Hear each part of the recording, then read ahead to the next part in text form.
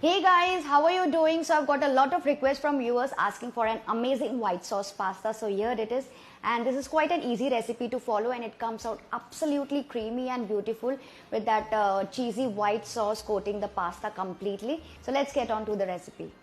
To prepare this creamy cheesy pasta, first up we'll boil the pasta. So here I have taken 2 cups of pasta. This is penne pasta, which is very easily available in the market. If you want, you can use any other shape of pasta you want to. This is 2 cups of pasta, which is around 200 grams, and this pack is easily available in the market. To boil this in a large pot, here I have taken about 5 to 6 cups of water for boiling. So while it is boiling, I am going to add in some salt and half a teaspoon of oil and mix that. As soon as it starts to boil, we'll add in the pasta and mix it a bit. So very important thing you need to keep in mind is that you need to add the salt at this point only, then only it will absorb the flavor of the salt. Otherwise, if you forget the salt in the pasta here, and then your pasta will become little bland. So keep that thing in mind. And the another thing, I'm not adding too much oil while boiling the pasta, because if you'll have too much oil over the pasta, it will not easily coat the sauce. Let it boil for about 7 to 8 minutes or until it's cooked up to 80%. That means it should still have some resistance. So let it boil over medium flame only.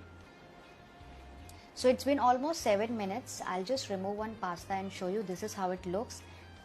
And I'll just cut this and show you. It forms a slight white ring on top, you can see. This is the perfect stage to remove the pasta. That means this is almost done but not fully done, and then we'll cook it further in that white cheesy sauce. This stage is called al dente in Italian. So we are going to strain the pasta, and then to stop the carry over cooking, we are going to put some more water on top of this. So wash it under the running water for about 2 to 3 minutes to stop the carryover cooking. Once that is done, I am going to keep it aside and let it strain further. And if you want, you can just spread it a bit. And if you are going to use this pasta later, then you can also sprinkle some oil over it and then use it later. Next up, in a pan, I am going to add 2 teaspoons of oil over medium flame. If you want, you can also use some olive oil or butter instead.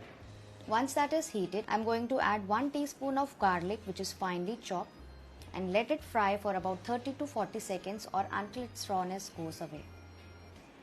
Once the garlic is nicely fried, next I am going to add in 1 onion, which I have roughly chopped like this, and let it also cook for about 1 to 2 minutes or until slightly translucent. So let it cook for about 2 minutes, and I am not using more of onions as we are going to add the other vegetables also. So we don't want to turn it very dark. It's done enough. Now I'm going to add the rest of the vegetables. So in goes 1 small carrot, which is chopped like this, half a capsicum cut into cubes like this, handful of boiled corns. You can add more or less as per your taste, and cook these vegetables just for about 2 more minutes so that they are slightly tender, but they should still retain its crunch. So here you can add any vegetable which you like, and you can simply skip the ones you don't like. One more thing, if you want, you can also add some mushrooms or chicken if you like to at this point of time. So these vegetables are tossed enough for almost 2 to 3 minutes. We don't want to overcook it and make it very soft. Next, I'm going to add in some salt, half a teaspoon of black pepper powder, and mix that as well.